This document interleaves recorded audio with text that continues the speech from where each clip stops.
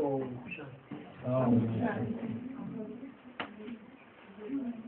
ओकरा के हिस्से में सभी रात्रि क्लास छोटे छोटे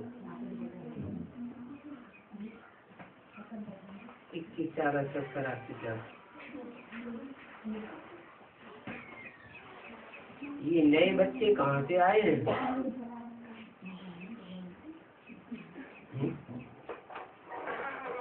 कोई है नहीं?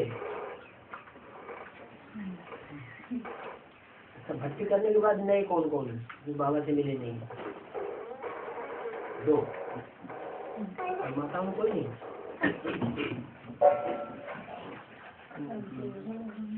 अच्छा, भर्ती करने के बाद कितना टाइम हो गया नहीं मिले वो? 1 महीने से ऊपर। एक माता जी बाहर है, आई नहीं है? आई है। अच्छा, ये नए बच्चे कहाँ से आए हैं? ये तो बच्चे की हम की बात नहीं। और दूसरे हैं जिन्होंने भर्ती नहीं की है, वो भी तो नए हैं। वो कौन कौन है?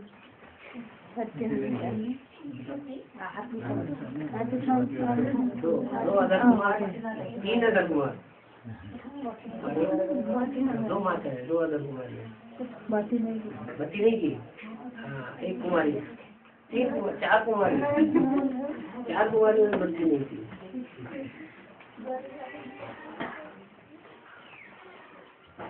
नशा चढ़ता है कि हम यूनिवर्सिटी में आए हैं और ईश्वरीय यूनिवर्सिटी में आए हैं। ये नशा चढ़ता है। सारी यूनिवर्सिटी को फिरा करके पति से पावन देवता बनाते हैं। ये समझते होंगे दिल में ये पुरानी दुनिया अभी बदल रही है। दिल में समझते हैं ना कि पुरानी दुनिया बदलने वाली है। समझते हैं या नहीं समझते हैं? कैसे बदलने वाली है? क्या निशानी है? वो साफ देखने में आ रहा है। वो साफ नहीं देखने में आ रहा है। वो साफ में साफ है दुनिया के तो क्या देखने? विनाश का साफ देखने में आ रहा है। अच्छा, एटमिक एनर्जी तैयार हुई है, वो देखने में आ रही है कि 70 साल पहले ये एटमिक एनर्जी नहीं थी और अभी ये तैयार हुई है। तो जरूर पुरानी दुनिया बदलने वाली है, नई दुनिया आने वाली है। सिविल वार की भी जोर चल रही हैं? सिविल वार की भी सिविल वार जो चल रही है वो तो फर्स्ट है। सिविल वार और भी पहले कई बार चल चुकी है, देशों में, देशांतर में भी, लेकिन दुनिया तो नहीं बदली। लेकिन अभी तो टोटल परिवर्तन दिखाई देता है, क्योंकि ऐसी चीज बन चुकी है जिससे इस तरह की कई दुनिया नष्ट हो सकती है।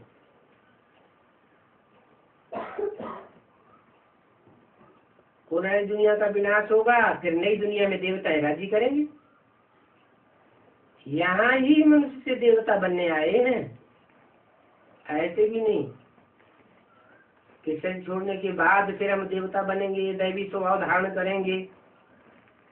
शरीर छोड़ने से पहले ही हमको भाव स्वभाव संस्कार से देवता बनना है और 1 सेकंड में मनुष्य से देवता बनेंगे। 1 सेकंड में कैसे?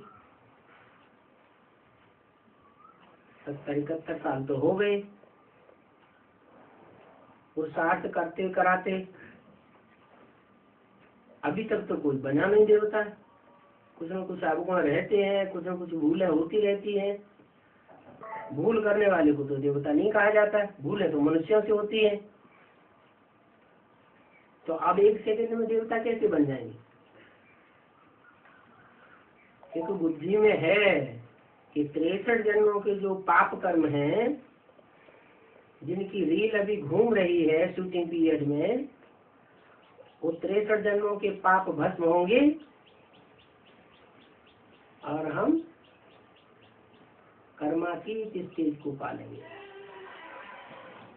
हमारे कर्म बंधन सारे खलास हो जाएंगे। नई दुनिया की स्थापना करने वाले बेहद के बाप को जानने से जरूर उनके एडॉप्टेड बच्चे हो जाएंगे।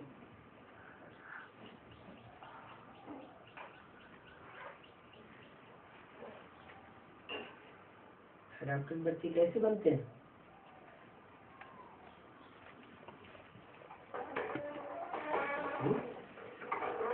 नई दुनिया रचने वाला जो रचयिता बाप है, जिसको क्रिएटर कहा जाता है, जैसे मनुष्य सृष्टि की नई सृष्टि को रचने वाला जो क्रिएटर है, उस बाप को अगर हमने जान लिया तो हम उसके एडॉप्टेड बच्चे हो जाते हैं।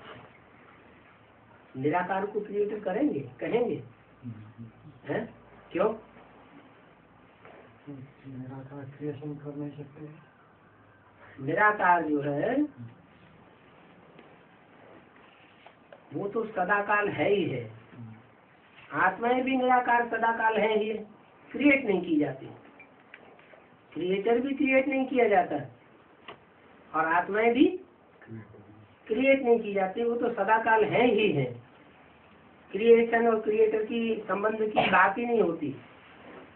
हाँ, वो सुप्रीम सोल जिसमें प्रवेश करता है मुकर्रर रूप से, अगर उस स्वरूप को पहचान लिया तो बात साबित हो जाती है कि मनुष्य सृष्टि का वो क्रिएटर है और क्रिएटर को हमने पहचान लिया तो हम उसके एडॉप्टेड बच्चे बन जाते हैं।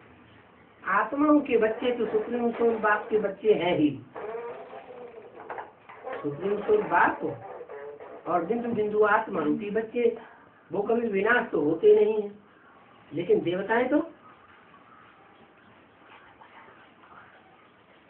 विनाश होते हैं या नहीं होते हैं? देवताई शक्ति थी, अब तो नहीं है। हाँ, देवताई शक्ति अभी बनेगी तो लौकिक बाप को छोड़ हम पारलौकिक बाप के अब बन जाएंगे, क्योंकि हमने क्रिएटर बाप को पहचान लिया है। एडॉप्टेड बनने से विश्व की बात कही मिल जाती है, बर्थ राइट मिल जाता है। बच्चा पैदा हुआ, मान लो करोड़पति अरबपति बच्चा पैदा हुआ अरबपति बाप के घर में, तो पैदा होने से ही ये साबित हो जाता है कि वो अरबपति का बाप का बच्चा है और आज नहीं तो कल वो अरबपति बन ही जाएगा, मान लिया जाता है। तो एडॉप्टेड बनने से विश्व की बादशाह ही तुमको मिल जाती है। किसके एडॉप्टेड बच्चे हुए? विश्व पिता के। अनुभव सुनते हैं, सुनाते हैं, हमको बेहद का बाप पढ़ाते हैं, स्वर्ग की स्थापना कर रहे हैं, तो जरूर स्वर्ग का वर्षा देते होंगे।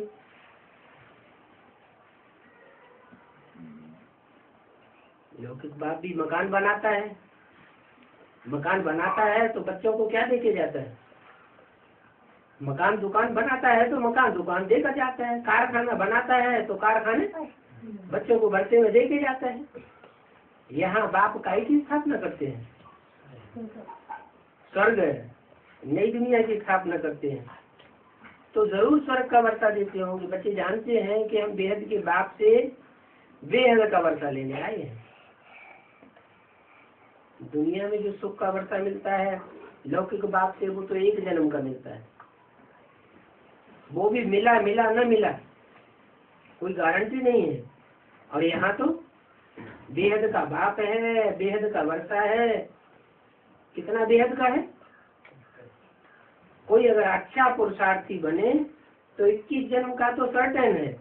21 जन्म का सुख का वर्षा, स्वर्ग का वर्षा तो मिलेगा ही, लेकिन 21 जन्म के पुरुषार्थ के आधार पर उसमें जो संस्कार पड़ेंगे श्रेष्ठ पुरुषार्थी बनने के, वो 63 जन्मों में भी काम आएंगे। तो यहाँ भी सुख का वर्षा मिलेगा, यहाँ के पुरुषार्थ की प्रारब्ध 21 जन्म मिलेगी और फिर 63 जन्म और भी वर्षा मिलेगा।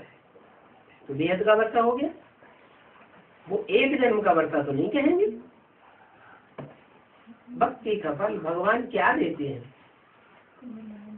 भक्ति का फल जरूर भक्ति के बाद सदगति मिलेगी। क्या? भक्ति का फल ज्ञान मिलता है और ज्ञान से सदगति मिलती है। शास्त्रों में भी लिखा है ऋषि ज्ञानान्न मुक्ति, बिना ज्ञान की मुक्ति और जीवन मुक्ति नहीं हो सकती। सदगति कहा जाता है सतयुग को। जहाँ सत्य का युग होता है वो ही सदगति है। अच्छा, अगर सदगति सतयुग को ही कहा जाता है तो सभी मनुष्य मात्र को सदगति मिलती है या नहीं मिलती है? मिलती सतयुग तो 8 जन्म 9 जन्म ही रहता है, सभी को नहीं। उसके बाद तो त्रेता आ जाता है। अच्छा चलो, सतयुग त्रेता दोनों में सुख ही सुख होता है, दुख नहीं होता है, तो भी कहेंगे एक ही जन्म का सुख मिलता है, सुख को ही सदगति कहा जाता है। तो मनुष्य मात्र को सदगति कहाँ मिलती है? जिस युग में आते हैं बाबा उसी टाइम हाफ हाफ उनको सदगति नहीं मिलता है। हाँ, जो भी आत्माएं पहला जन्म लेती हैं तो वो प्रवेश करती है, गर्भ में प्रवेश नहीं करती, उनकी मन बुद्धि रूपी आत्मा में प्रवेश करती है, मन बुद्धि रूपी क्षेत्र में प्रवेश करती है। इसलिए उनमें इतनी ताकत है, जब चाहे प्रवेश करें और जब चाहे निकल जाए। जैसे क्राइस्ट को सूली कराई गई तो प्रवेश करने वाली आत्मा को दुख हुआ या जिसमें प्रवेश हुआ उसको सूली का दुख हुआ होगा? पहले वाली आत्मा जिस वाली जो आत्मा थी, जिसका अपना शरीर था, उसको दुख हुआ। प्रवेश करने वाली आत्मा दुख नहीं भोगती, सुख भोगती है। तो हर आत्मा को सदगति तो मिलती है, लेकिन उसकी लिमिट कम से कम 1 जन्म और ज्यादा से ज्यादा 21 जन्म। तो उसे सत्य युग कहेंगे। क्या? वो ही सत्य का युग है। सत्य अर्थात ज्ञान, वो ज्ञान का युग है, असत्य का युग नहीं है। कलयुग में होती है दुर्गति, नीचे गिरते हैं, और सत्युग में होती है सदगति। दुर्गति अर्थात अज्ञान, भक्ति। ये बात है बेहद का।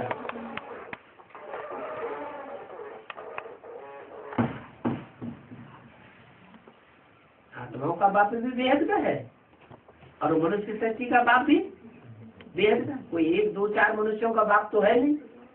कितने मनुष्यों का बाप है? सारी मनुष्य सृष्टि का बाप है। वो सर्व का सदगति दाता है। कौन? सारी मनुष्य सृष्टि का बाप सदगति दाता है या सारी मनुष्य आत्माओं का बाप सदगति दाता है? आत्माओं का बाप सदगति दाता है, परंतु वो जब तक मनुष्य सृष्टि के साकार स्वरूप बाप में न प्रवेश करे तब तक सारी सृष्टि की सदगति हो नहीं सकती। जैसे कि ब्रह्मा के तन में आया, माँ के रूप में पाठ बजाया, बाप के रूप में तो नहीं आया, तो क्या सदगति हुई? स्वयं ब्रह्मा की सदगति हुई क्या? ब्रह्मा की भी सदगति नहीं कहेंगे, जबकि सर्व की सदगति दाता एक है और तो कोई हो नहीं सकता।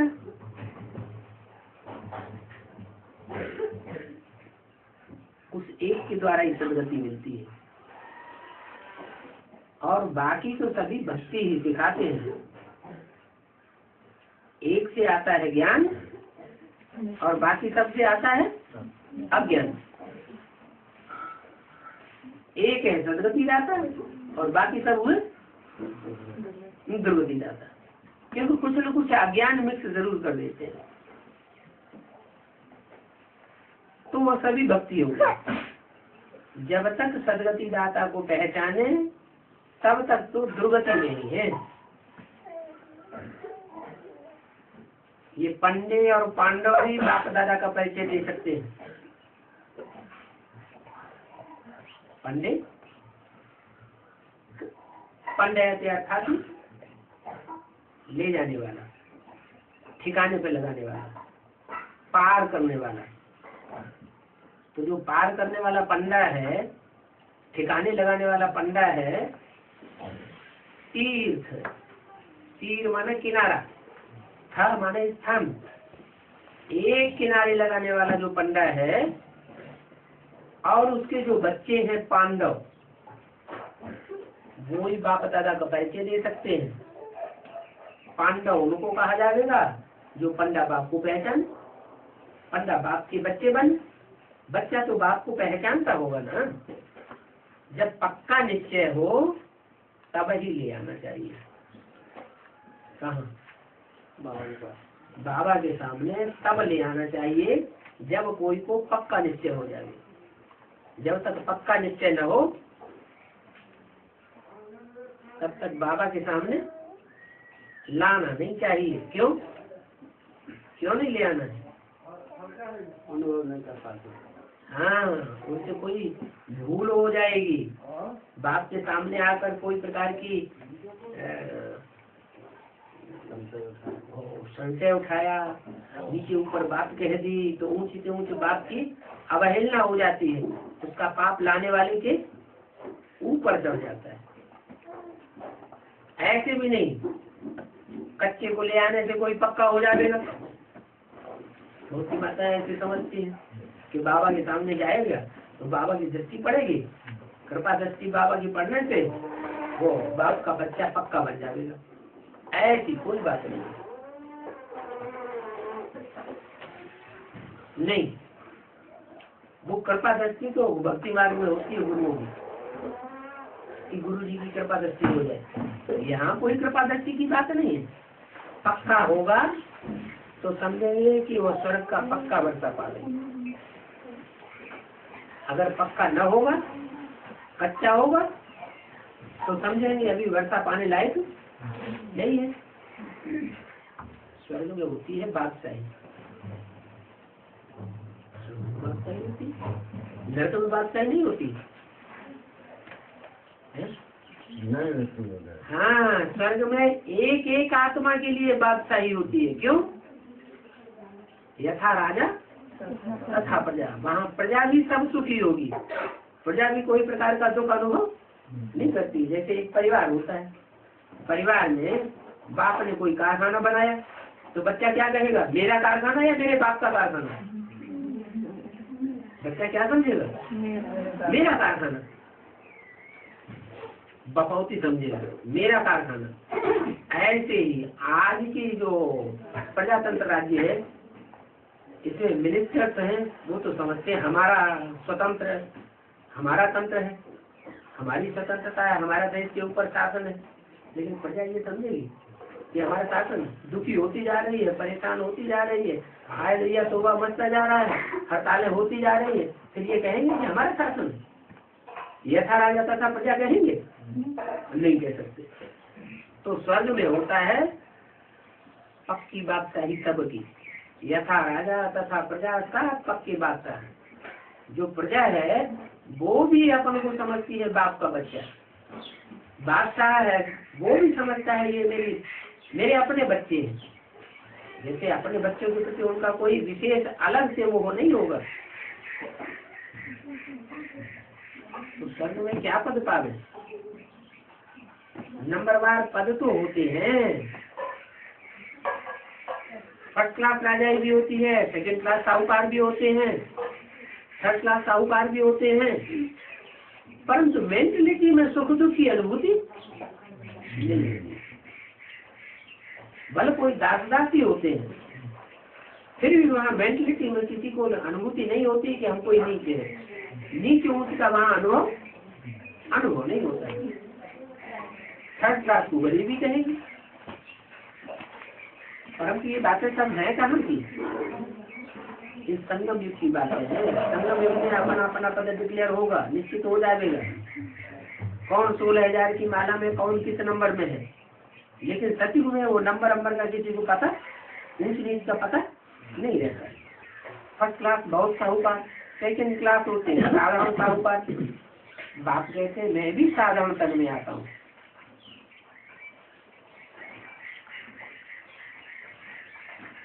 बहुत साहूकार में भी नहीं आता हूँ और इतने गरीब में भी नहीं आता हूँ जो सड़क पर बैठ करके रोटी की भीख मांगनी पड़े। न ज्यादा साहूकार और न ज्यादा गरीब, क्योंकि नहीं तो बिगड़ पैसे संभाल कैसे कर सकेंगे। बाप ने जो रख लिया है ड्रामानुसार वो नूद है।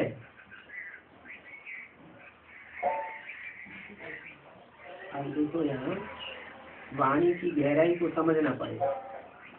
मैं साधारण तन में आता हूँ ये बोला, और बोला किस समय तन अर्थक माने ब्रह्मा बाबा के लिए लागू होता है ना। तो ब्रह्मा बाबा को साधारण तन कहें या असाधारण तन कहें। उनका तो राजाओं की तरह पर्सनालिटी थी, गोरे चिट्ठे लंबे चौड़े दिखाई पड़ते थे, साधारण तन तो नहीं था। साहूकार कहें ऊंची ग्रेड का या सामान्य ग्रेड का व्यक्ति कहें, वो तो उस समय के लखापति करोड़पति थे। उनसे ऊंचा तो हीरों का व्यापारी, सोने चांदी का व्यापारी कोई हिंदुस्तान में नहीं था। नेपाल के महाराजा के परिवार में जाना लगा सकते, साधारण व्यक्ति तो नहीं कहे जा सकते। तो बोला बाप कहते हैं मैं साधारण तन में आता हूँ, क्योंकि नहीं तो बिगड़ पैसे संभाल कैसे कर सकेंगे। थोड़ा पैसा तो चाहिए ना। बाप ने रथ जो लिया है ड्रामा अनुसार नूद है, इनको ही भाग्यशाली रथ कहा जाता है। तो भाग्यशाली रथ हुआ है? अकाली मौत में शरीर छूट जाए, हार्ट फेल हो जाए, उसको भाग्यशाली रथ कहेंगे।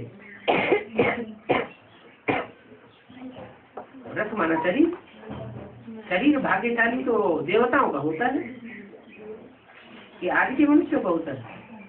भाग्यशाली रथ वो होता है जो अपनी स्वेच्छा से शरीर का त्याग करे, जब चाहे तब शरीर छोड़े और जब चाहे तो शरीर ग्रहण करे। तो इनको ही भाग्यशाली रथ बनाते हैं। ये है पहले नंबर में भाग्यशाली।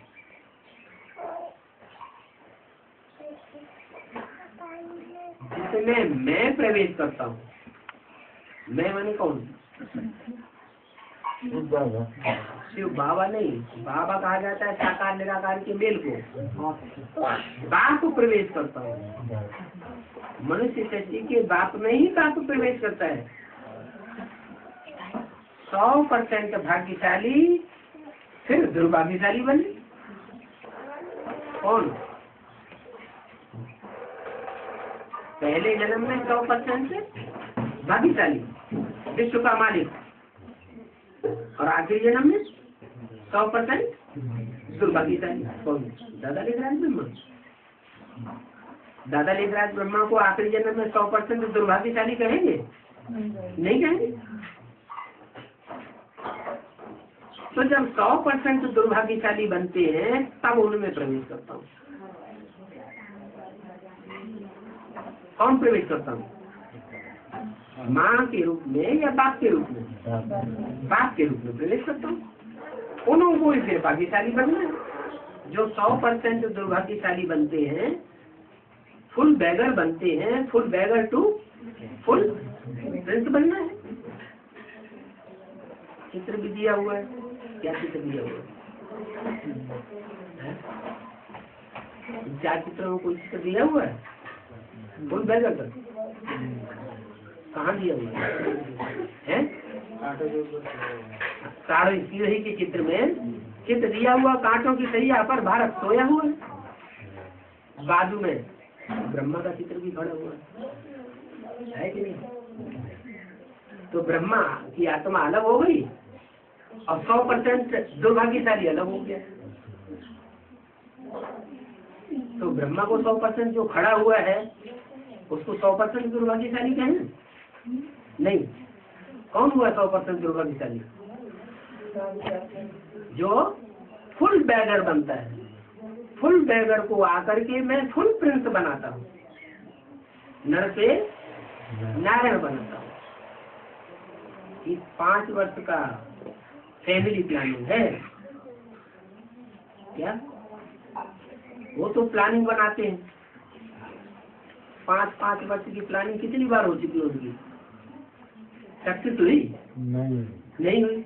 और शिव बाबा एक ही बार आकर के प्लानिंग बनाते हैं, 5 ईयर प्लान। कौन सा? 76 हुआ प्रत्यक्षता वर्ष, 77 हुआ संपूर्णता वर्ष, और 77 से लेकर के और 82 तक के 5 वर्षों में वो 100% भाग्यशाली क्या बन जाता है? 100% दुर्भाग्यशाली जो बैगर है वो क्या बन जाता है? 100% भाग्यशाली बन जाता है। तो फिर उनमें प्रवेश करता हूँ।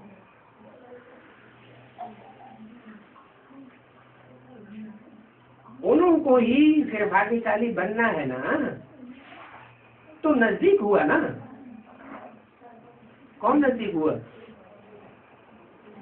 100% दुर्भाग्यशाली बनने वाली आत्मा जो 100% दुर्भाग्यशाली से 100% भाग्यशाली बनती है, वो नजदीक हुई, या जो ना पूरी 100% दुर्भाग्यशाली बनती है ना 100% भाग्यशाली बनती है, वो नजदीक हुई। 100% जो दुर्भाग्यशाली से 100% भाग्यशाली बनती है, वो शिव के जात की नजदीक हुई। ये बच्चे तो समझते होंगे कि बाबा हमको क्या समझाते हैं। किन बच्चों की तरफ इशारा किया? बाबा के सामने जो बच्चे बैठे थे उनकी तरफ इशारा किया क्या? वहाँ थे बाबा के सामने, नजरों के सामने थे क्या? नहीं थे। फिर किसको कहा? ये बच्चे तो समझते होंगे बाबा क्या समझाते हैं। उस समय जो बच्चे बाबा के सामने बैठे हुए थे वो ये समझते थे कि कौन सा औरत भाग्यशाली, कौन सा औरत दुर्भाग्यशाली, कौन सा 100% भाग्यशाली, कौन सा 100% दुर्भाग्यशाली, जानते थे।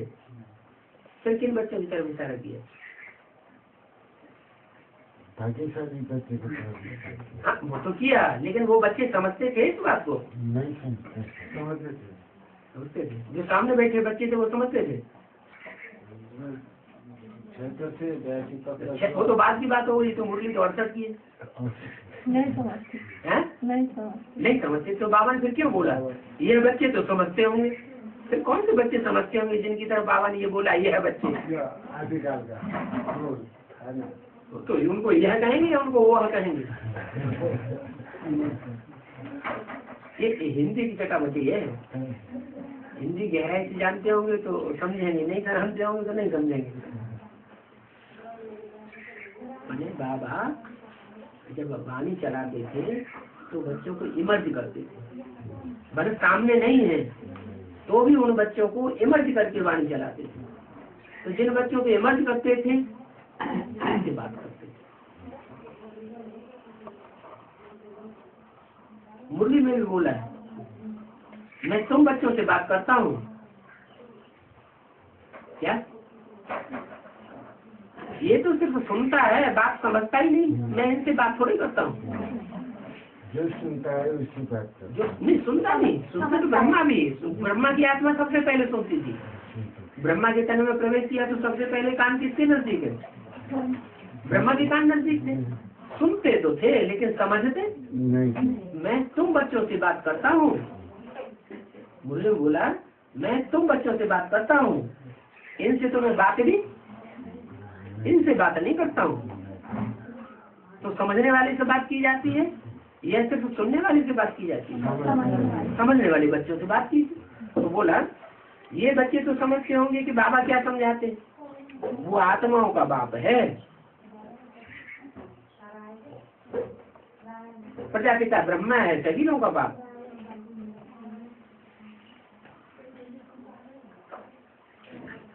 उसका कोई बाप नहीं होता। जो भी शरीरधारी मनुष्य हैं उनका बाप कौन? शिव बाबा नहीं, हाँ शिव बाबा। शिव बाबा, और शिव बाबा तो अभी भी है, लेकिन अभी प्रजापिता नहीं कहेंगे। प्रजापिता कब कहेंगे? पिता कहा जाता है आदि में, जब बच्चों को जन्म देता है, बीजारोपण करता है, अथवा अंत में जब वर्षा देता है। तो आदि में जो शरीर था वो तो गया, कि अभी है? तो यज्ञ में प्रजापिता वास्तव में किसे कहें? यज्ञ के आदि वाले व्यक्तित्व को कहेंगे प्रजापिता। प्रजापिता ब्रह्मा है, शरीरों का बाप। शिव बाबा नई रचना रचते हैं, तो ब्राह्मण हुए नहीं, अगर हुई ना रचना। नई दुनिया वास्तव में ब्राह्मणों की है।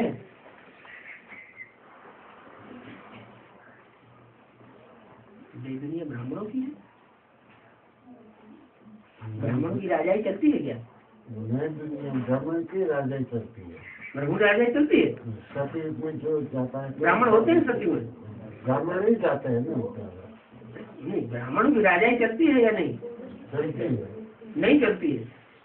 ब्राह्मणों को सेवादारी बन के रहना है अंत तक। ब्राह्मणों को कभी भी अपने को कंट्रोलर नहीं समझना है।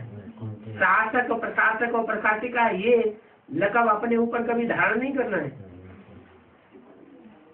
क्यों?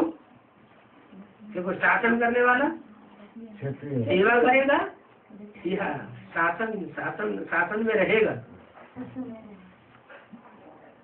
शासन में रहेगा सेवाधारी, लेकिन सेवा करेगा। और प्रशासक शासन वो दूसरे को कंट्रोल करता है। तो बोला नई दुनिया वास्तव में ब्राह्मणों की है। फिर वास्तव में शब्द क्यों लगाया? मैंने तो यही सोच के बताया था आपको। संपूर्ण ब्राह्मणों की है, संपूर्ण ब्राह्मण, अधूरे ब्राह्मणों की नहीं है। जो संपूर्ण ब्राह्मण को देवता। सत्युग से भी पहले ब्राह्मणों की नई दुनिया है।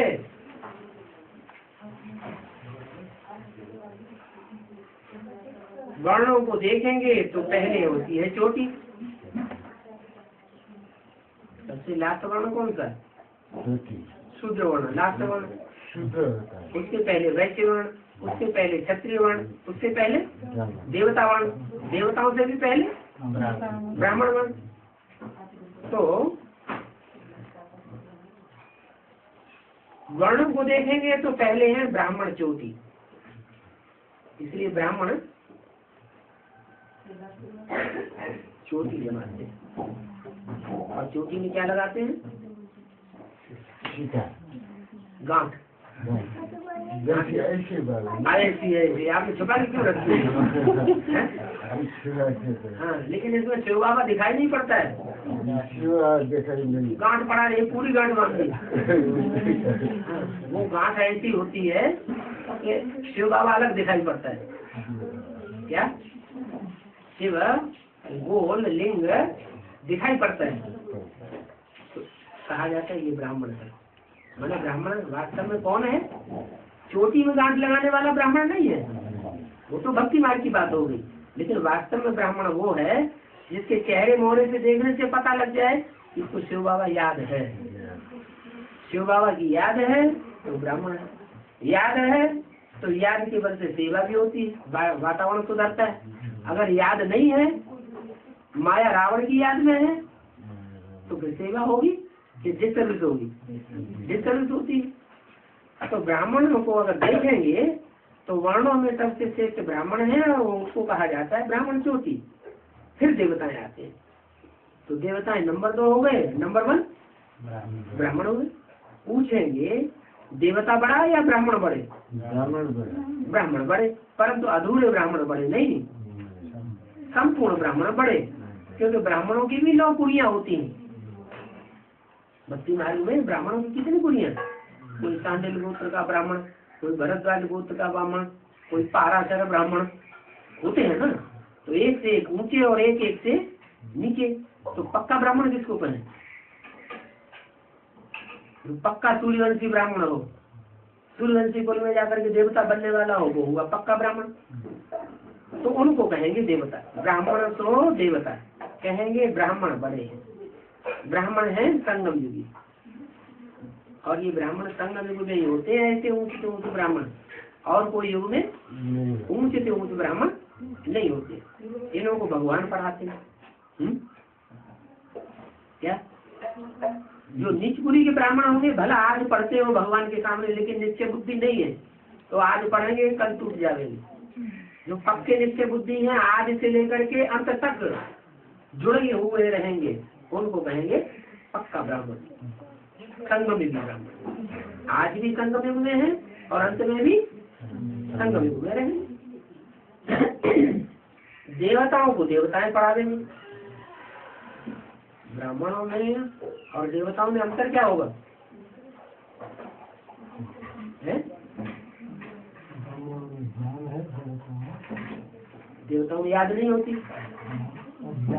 याद नहीं होती। उन्हें आत्मिक स्थिति की याद होती है, बाप की याद नहीं होती। और ब्राह्मणों को, ब्राह्मण होंगे उनको बाप पढ़ा देगा और देवताओं को बाप नहीं पढ़ा देगा। ये इतने बड़े ब्राह्मण हैं, इतने बड़े वर्ण हैं, परंतु इनको कोई जानते नहीं है। इनको इतने ऊंचे कुल के ब्राह्मण हैं, परंतु इनको जानता दुनिया में कोई नहीं है। गुप्त पाठ बजाते हैं। गीता में भी ब्राह्मणों की बात है नहीं, क्योंकि गीता का भगवान ही देवता को लिख दिया। कृष्ण को तो कहते हैं 16 कला संपूर्ण, सर्वगुण संपन्न, अहिंसा, देवी देवता, परमो धर्म। तो ये किसकी महिमा की? देवता की महिमा की, या देवताओं से भी ऊंचे देवता बनाने वाले भगवान की महिमा की? भगवान देवता बनाने वाला है या खुद देवता बनता है? वो तो बनाने वाला है। भगवान तो ज्ञान सूर्य है, ज्ञान का सागर है, उसको कलाओं में नहीं बांधा जा सकता। कृष्ण और राम को तो कलाओं में बांधा गया है। तो गीता में भगवान का नाम ही कृष्ण लिख दिया है। इसलिए गीता में ब्राह्मणों की बात रखी ही नहीं। अगर गीता में ब्राह्मणों की बात रखी होती तो समझ में आ जाता कि देवताओं से ऊंचा तो ब्राह्मण होते हैं और ब्राह्मण देवताओं से भी ऊंचे होते हैं। तो गीता का भगवान ब्राह्मण को रखे, देवता को रखे या भगवान को रखे? भगवान वर्णों में आते हैं क्या? भगवान तो वर्णों में भी नहीं आते। भगवान तो देवता बनाने वाला है, नर को नारायण बनाने वाला है। तो कृष्ण नारायण बनता है या नारायण बनाने वाला है? नारायण बनाने वाला है। कृष्ण नारायण बनता है, वो नारायण बनाने वाला नहीं है। गीता का भगवान तो स्वयं निराकार परमपिता परमात्मा यही है, जो जिस शरीर में आता है मुकर्रर रथ में, उसमें भी निराकारी स्टेज में संसार के सामने प्रत्यक्ष हो जाता है। कृष्ण कभी साकारी रूप में प्रत्यक्ष नहीं होता। कृष्ण उर्फ ब्रह्मा के कोई भी चित्र को देख लो, जितने भी फोटो निकाले हो, सैकड़ों हजारों की तादाद में फोटो निकाले, कोई भी चित्र ऐसा है जिसमें निराकारी स्टेज धर्म पिताओं की तरह दिखाई गई हो? एक भी चित्र ब्रह्मा का ऐसा नहीं है जिसमें धर्म पिता की निराकारी स्टेज दिखाई गई। वो तो छोटे मोटे धर्म पिताएं होते हैं, ये तो वो तो धर्म पिताओं का, बापों का भी बाप है। वो तो एकदम निराकारी स्टेज में संसार के सामने प्रत्यक्ष होता है। जब प्रत्यक्षता का टाइम आवेगा तो सारे संसार के बीच में ऊंचे से ऊंचे एक निराकार ही दिखाई देगा और कोई किसी को देखने में आवेगा ही नहीं ऊंचे। गीता में भी ब्राह्मणों की बात नहीं है। क्यों नहीं है? क्योंकि गीता में नाम किसका डाल दिया? साकार कृष्ण का नाम डाल दिया, 16 कला संपूर्ण कृष्ण का नाम डाल दिया। अब कृष्ण तो देवता है, वो तो 16 कला संपूर्ण बनने वाला है, कलाओं में बंधा हुआ है। परमात्मा भगवान को तो कला अतीत कहा जाता है, कला अतीत कल्याण कल्पांतकारी। क्या? सारी कल्प का अंत करने वाला है, नए कल्प की शुरुआत करने वाला है, नई दुनिया बनाने वाला है। अब कृष्ण तो नई दुनिया में आने वाला देवता है, वो नई दुनिया बनाने वाला नहीं है। तो ब्राह्मणों को देखो गुम कर दिया। बाप ने राजयोग सिखाया ही है नर से नारायण बनने के लिए, न कि कृष्ण बनने के लिए राजयोग सिखाया है। नारायण बनने, नर से नारायण बनने के लिए राजयोग सिखाया है। तो दादा लेखराज की आत्मा क्या बनती है? कृष्ण बनती है या नारायण बनती है? वो तो कृष्ण बन के रह जाएगी। बाप क्या बनाने आते हैं? बाप तो नारायण बनाने आते हैं, यहाँ आकर के राजधानी स्थापन करके जाते हैं। तो क्या कृष्ण बच्चा उसमें राजी करता है? बच्चा कैसे राजी करेगा? बाप तो राजधानी, जो राजधानी स्थापन करने आते हैं उसमें नारायण विश्व का बादशाह प्रैक्टिकल में पार्ट बजाता है। तो कहाँ विश्व का बादशाह और कहाँ बच्चा कृष्ण, कितना अंतर कर दिया। बाप नर से नारायण बनाने आते हैं, नर से प्रिंस बनाने नहीं आते। दादा लेकर आज ब्रह्मा की आत्मा क्या बनती है? नर से अगले जन्म में प्रिंस बनेगी। नारायण डायरेक्ट नहीं बनती है, नर से डायरेक्ट नारायण तुम बच्चे बनते हो, नंबरवार पुरुषार्थ अनुसार। तो बताओ ये कृष्ण देवता कहाँ से आया? जवाब दो। भक्ति में आते ये कृष्ण देवता कहाँ से आया, माने इसका माँ बाप कौन हुआ? बच्चा कहाँ से आता है? माँ बाप से आता है। तो कृष्ण देवता कहाँ से आया जो 16 कला संपूर्ण सत्य में होता है? जरूर उनका कोई बाप हुआ होगा, और वो बाप ब्राह्मण हुआ होगा या देवता था पहले तो जरूर। मनुष्य को देवता बाप ही बनाते हैं, कोई मनुष्य मात्र मनुष्य को देवता बना ही नहीं सकता। बात है तो बड़ी सहज। फिर दैनिक गुण विधान कर ले तो मैं बतलाता हूँ कि मैं अभी आया हुआ हूँ क्या? मैं कृष्ण नहीं हूँ, मैं 16 कला संपूर्ण देवता बनने वाली आत्मा नहीं हूँ। क्या बनने वाली हूँ? मैं नर से नारायण बनने वाली आत्मा भी नहीं हूँ, मैं तो नर को नारायण बनाने वाला। बाकी देवता बनाते हैं। अभी पावन बनने के लिए विकारों पर जीत पहनो। काम विकार के कारण ही सारे विघ्न पड़ते। क्या कहा? ज्ञान में चलते चलते अबलाओं पर, कन्याओं पर जो विघ्न पड़ते हैं उनको पुरुषार्थ में आगे बढ़ने से रोक देते हैं। कारण क्या है? विकार। हाँ, इस जन्म के चाहे विकार हो आत्मा में और चाहे पूर्व जन्म के विकार हो, उन विकारों के कारण ही अभी विघ्न पड़ रहे हैं। अपनों पर अत्याचार होते हैं क्योंकि तुम रावण का वर्षा छुड़ाकर राम का वर्षा देते हो तो दुश्मन वोट पड़ते हैं। उन्हों के लिए है अमृत का प्याला। बाप कहते हैं अब ये जहर का प्याला छोड़ दो, तो इसलिए झगड़ा करते हैं, कमाल करने ही नहीं देते, कमल फूल समान बनने ही नहीं देते। जो कीचड़ की दुनिया में रह करके कमल के समान हम निर्लिप्त जीवन बिताएं, ऐसा जीवन बिताने ही नहीं देते। बाप तो भोला भंडारी है परंतु जगह ही नहीं देते। क्या है? तो भोला भंडारी परंतु उसको 3 पैर पृथ्वी की स्थान भी नहीं देते। कैसे? इतने बड़े बड़े मिनी बलवन बने हुए हैं, स्थान नहीं है? अच्छा तो डट के लगातार रह सकते हैं? वो तो ड्रामा की खेल अनुसार होता है। ड्रामा के अनुसार तो इसका मतलब ड्रामा ऐसा बना हुआ है कि 3 पैर पृथ्वी उनको मिली हुई नहीं है जिसमें स्थायी रूप से रह सके। जैसे भक्ति मार्ग में कृष्ण को दिखाया है कि कृष्ण गावड़े में कंस के डर से भागा फिरा, तो उसका ड्रामा था एक जगह रहने का? नहीं था। शंकर भगवान को कहते हैं, भक्ति मार्ग में शंकर जी भगवान है, परंतु भस्मासुर के डर से सारी दुनिया में भागे फिरे, तो उनको 3 पैर पृथ्वी का ठिकाना मिला क्या? नहीं मिला। राम के लिए दिखाते हैं भगवान से, फिर रावण के डर से जंगलों में मारे फिरे। लोग प्रश्न करते हैं ना, तुम्हारा भगवान है, तुम्हें भगवान मिला है, तो तुम्हारा भगवान भागा क्यों फिरता है? तो क्या जवाब देंगे?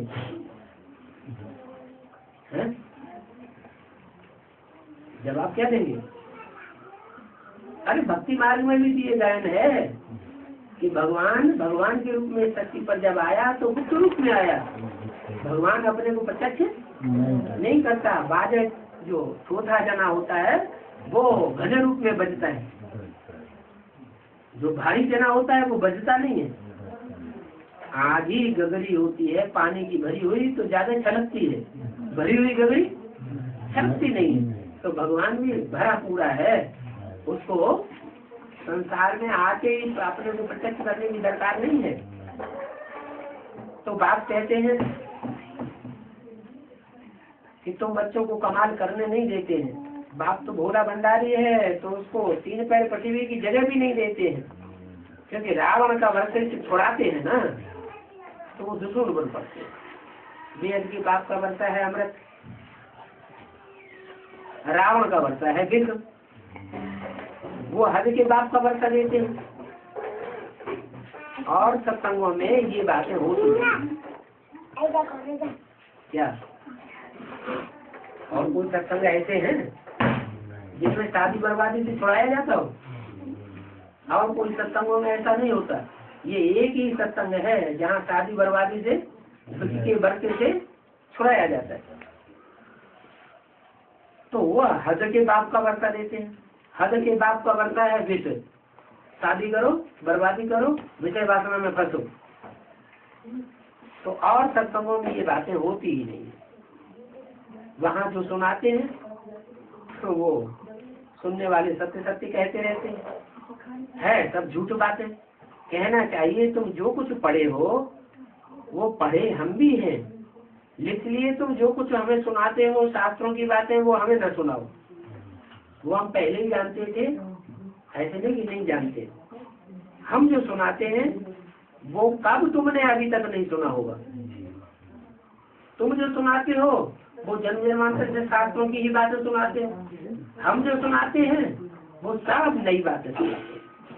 सत्युग से लेकर कलयुग तक तुमने ये बातें सुनी ही नहीं है। और हमको भगवान आकर के डायरेक्ट पढ़ाते हैं। ये भगवान और युगों में आता ही नहीं है। भगवान तो सिर्फ कलयुग के अंत और सत्युग का आज जब होना होता है उस संगम पर आते हैं। हम संगम के ऊपर बैठे हुए हैं। ज्ञान सागर बाप ही बैठ हमको सुनाते हैं। और दुनिया में सभी मनुष्य हैं भक्ति के सागर और बाप है ज्ञान का सागर। माना ज्ञान एक बाप से आता है और भक्ति अनेक सिरों से आती है। अनेक सिर माना रावण के 10 सिर होते हैं। बाप है सदगति का सागर, ज्ञान सागर है ना, तो ज्ञान सागर माना सदगति का सागर। बाप जिस प्रकार समझाते हैं वो बातें तुम बच्चों को नोट करनी चाहिए। रचयिता बाप को जानने से ही बेड़ा पार होता है। अर्थात शांति धाम में आवेंगे फिर तुम सुख धाम में जावेंगे। तो तुम्हारा बेड़ा पार हुआ ना। बेड़ा माना शरीर। ये आत्मा का बेड़ा कौन सा है? नवैया कहो बेड़ा कहो। शंकर चाप जहाज जय चढ़ उतर पार न। हिंदुओं में ऐसे बताया कि शंकर का जो शरीर रूपी चाप है, धनुष है, वो जहाज के मुआफिक है। उस जहाज पर हम चढ़ करके इस बेटे वैतरणी नदी कहो या संसार सागर कहो, इससे हम पार हो जाएंगे। सिखों में भी कहा है नानक चाप जहाज।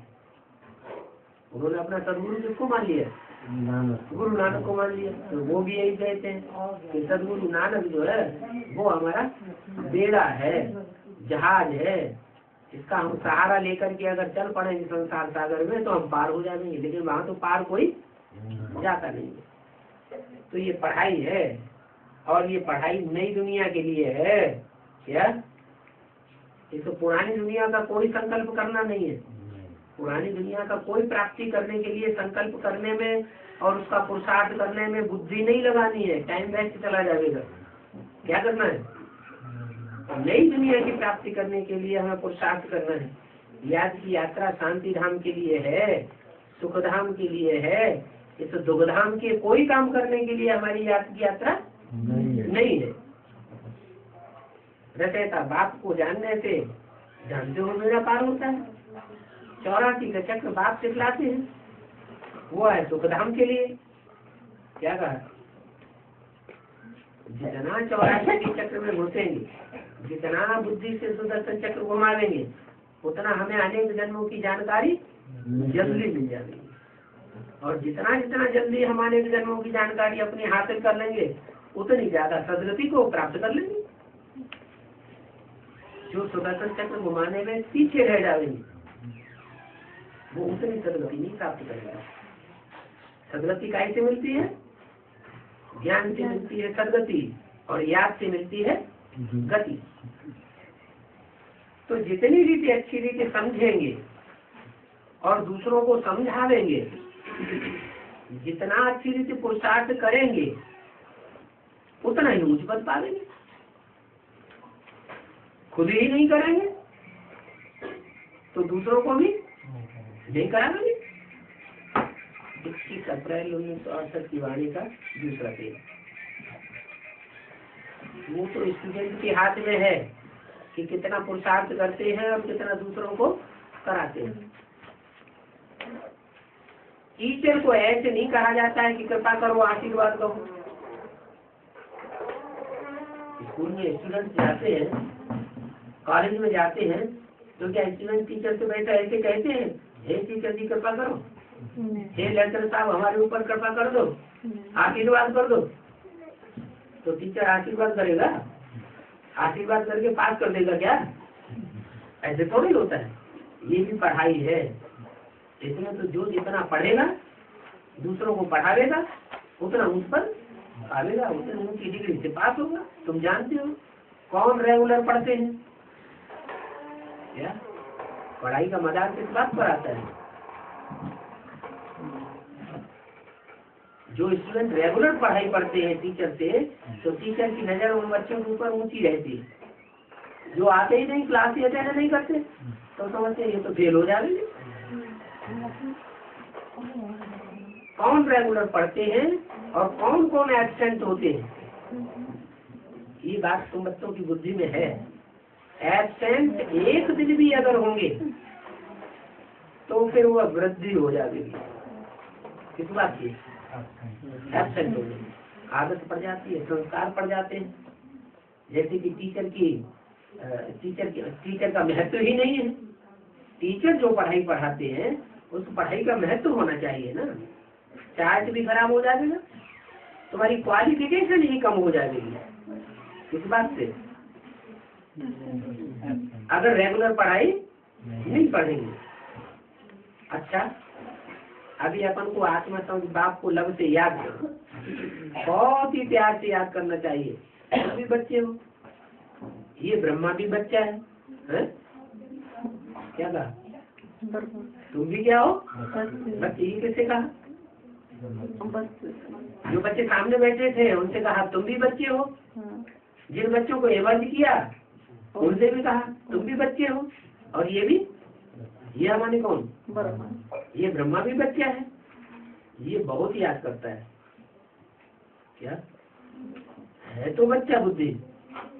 एडवांस में भी छोटे छोटे बच्चे आ जाते हैं क्लास में, उनकी बुद्धि में ज्यादा याद छपती है बाप की। या जो बड़े बड़े हैं उनकी बुद्धि में ज्यादा बाप की याद छपती है। क्यों? क्योंकि दुनियादारी से उनकी बुद्धि कटी हुई है। कोई विकार, उनसे बच्चे महात्मा होते हैं, उनकी बुद्धि में विकारों की बात तो होती नहीं। इसलिए बताया ये बच्चा बहुत याद करता है, क्योंकि बच्चा बुद्धि है ना। कौन? ब्रह्मा। ऐसे नहीं कहते कि जल्दी स्वर्ग में भेज दो। कौन नहीं कहते हैं? ये ब्रह्मा बच्चा ऐसे नहीं कहते हैं कि जल्दी स्वर्ग में भेज दो। क्यों नहीं कहते? अरे जीवन में जितना बचपन में सुख आदमी अनुभव करता है, उतना जवानी की स्टेज में और बुढ़ापे में अनुभव करता है? जब बुढ़ापा होता है तो दुख अनुभव होता है, नौजवान होता है तो भी विकारों के कारण दुखी होता है। लेकिन बचपन में तो आदमी बहुत सुखी होता है। भले कितने ही गरीब घराने में जन्म ले, तो भी गरीबी में भी आत्मा अपने को बचपन में सुखी समझती है। बड़े जो होता जाता है मन का दुख बढ़ता जाता है। तो बोला ये नहीं कहते हैं कि जल्दी से हमको स्वर्ग में भेज दो, मैं तो आपके साथ ही रहूं। इनकी क्या समझना है बाबा के साथ कि जब तक बाबा रहे तब तक सारा संगम युग में बाबा के साथ रहूं। तो फिर रहे नहीं रहे? क्यों? अभी ब्रह्मा की सोच बाबा के साथ नहीं रहती? बाबा के तो सर के ऊपर विराजमान है चंद्रमा के रूप में। यहाँ पर साकार में नहीं है। साकार में नहीं है, लेकिन बाबा के दिल में विराजमान है या नहीं? दिल में तो है। तो और क्या होता है साकार? हाँ, मैं तो आपके साथ ही रहूं, फिर तो कब आपका साथ मिलेगा ही नहीं। संगम भी निकल जाएगा, फिर लगातार साथ मिलेगा? लगातार तो साथ मिलेगा ही नहीं। फिर 5000 वर्ष बाद मिलेंगे। ऐसे ऐसे बाप को याद करता हूँ। माया घड़ी घड़ी बुला देती है, परंतु टाइम वेस्ट नहीं करना चाहिए। बाप को याद करने से वर्षा और चक्र भी याद आएगा। बाप जो है, बाप कहा ही जाता है जब वर्षा देता है, लेकिन बाप को याद करने से वर्षा तो याद आएगा ही, साथ साथ बाप से हमको ज्ञान भी मिलता है। टीचर के रूप में वर्षा मिलता है ज्ञान का, तो चक्र भी याद आएगा। सारा मदार है याद। भक्ति में ढेर धक्के खाए हैं। ज्ञान मार्ग में यहाँ कोई धक्के खाने की बात नहीं है, चक्कर काटने की बात नहीं है। यहाँ तो बुद्धि का चक्र है। अभी धक्के खाने की दरकार ही नहीं। बाप की याद से ही विकल्प में नाचोगे। अच्छा, रूहानी बच्चों को रूहानी बाप दादा का याद प्यार गुड नाइट। रूहानी बच्चों को बाप की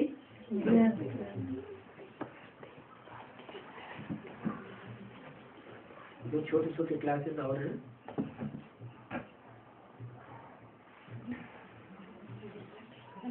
क्लास करेंगे या वार्तालाप करेंगे? बातें अटकी हुई हो तो पूछ लेना चाहिए। कोई जरूरी थोड़ी कि जो भी प्रश्न पूछेगा वो प्रश्न चित्त ही पूछेगा। प्रसन्न चित्त प्रश्न नहीं पूछ सकता है। पूछ सकता है। बंद करें।